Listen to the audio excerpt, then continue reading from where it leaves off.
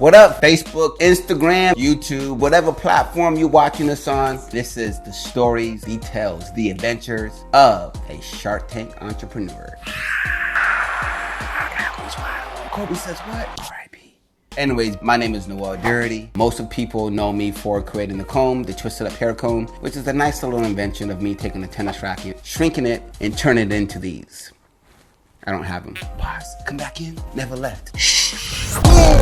As you can tell, this is version 3. This is version 2. It was featured on Shark Tank, and I got a deal. Not just with one, but with 2 sharks. But that is a story for another time. This is a story about how I dealt with knockoffs. If you are an entrepreneur out there and you put your blood, your sweat, your time into creating something, as an entrepreneur, getting your product knockoff, man, have you ever seen Taken? Liam Neeson. That's his name? Liam Neeson? Liam, you gotta channel your inner Liam Neeson. Is it Liam? It's just about, a father that would go through extraordinary lengths to save his daughter.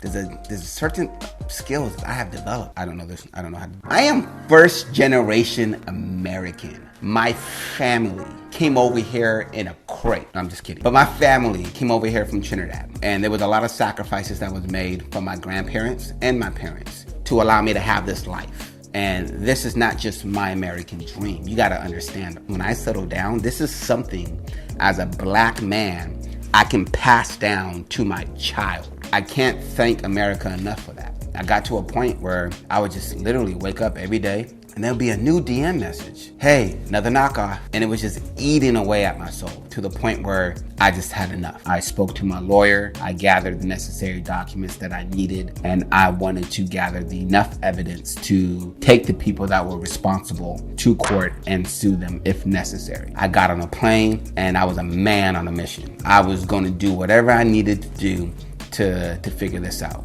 I went from New York, New Jersey, then went to Pennsylvania, went to Maryland, went to Virginia, went to North and South Carolina, also went to Georgia, flew to Texas, go ahead and travel that big old state, went to Michigan, then got on a plane and came back home to Cali. I went to 105 stores. I just calmly explained to the store manager or the owner of the beauty supply stores, hey, you may not be aware that you are infringing on a U.S. patent or U.S. trademark. However, you are. Now, I do not want to come after you, but if you do not divulge the source of where you got this infringed product, then I'm going to have to act as if you are the infringer. I don't know why people tend to like me, maybe because, I have a beautiful glow chocolate skin. I don't know. I'm just very likable. The majority of the 105 stores that I visited were cooperative. Sometimes I had to call the cops. Yes, I got the cops involved, but at the end of the day, keep a long story short, out of the 105 stores, I was able to gather over 1,000 combs, over 40 invoices, and I sent all the evidence to my lawyer. We tracked it back to 4 main distributors, and we started a lawsuit against the 4 of them. The name Twisted Up is trademarked, and no one can use that name when it comes to hair combs because I own the rights to that name. And as far as my invention, no one can create it, nor manufacture it, nor sell it because I have a utility patent. A lot of people have the misconception that a patent pending does not protect you. You have no rights. That is false. What a patent pending does, it gives you the ability to let people know that are infringing that they may be infringing on a potential patent, and you can serve them with a cease and desist. If they choose to ignore it, there is nothing you can do because your patent is pending. But once it gets granted, you can then go after them. And because you had issued them a cease and desist while it was pending, you have documented evidence that they were served notice of your patent pending, and they cannot prove or plead ignorant. So for me, I was lucky enough to follow these steps. And when my patent was issued, a couple of the distributors received multiple cease and desist. I'm happy to